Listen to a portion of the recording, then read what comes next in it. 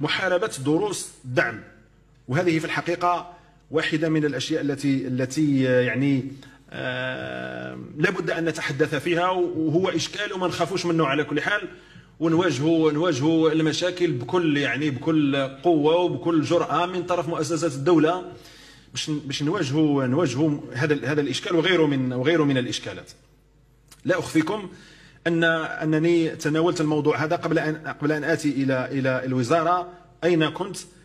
كان انشغال طرح علينا وبدأنا في دراسة الإشكال الذي يتعلق بدروس الدعم.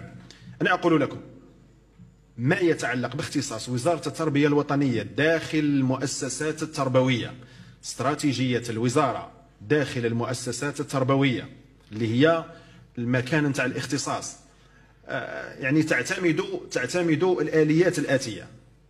واحد، تشتغل الوزارة وهذا من صميم اختصاصها على جودة التعليم، على ضمان جودة التعليم، لأنه التلميذ هذا باش يروح برا كاين إشكال،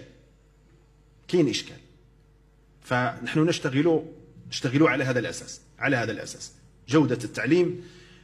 ثانيا، هذا القرار الذي اتخذه السيد رئيس الجمهورية في تحسين الظروف المادية والمالية والمهنية لموظفي التعليم، هذا واحد من الآليات في الحقيقة الفعالة، لأنه الأساتذة هؤلاء الذين يمارسون في تلك الأماكن يقدموا الدروس في أماكن معينة، يعني مهما كان فالمبرر هو مبرر مالي إلى حد ما. ف يعني جاء القرار ربما في وقته في تعزيز آليات الحفاظ على المرفق العام. احنا هذا هو وظيفتنا. المرفق العام اللي هو المدرسة يجب أن تؤدي وظيفتها بمستوى عالي.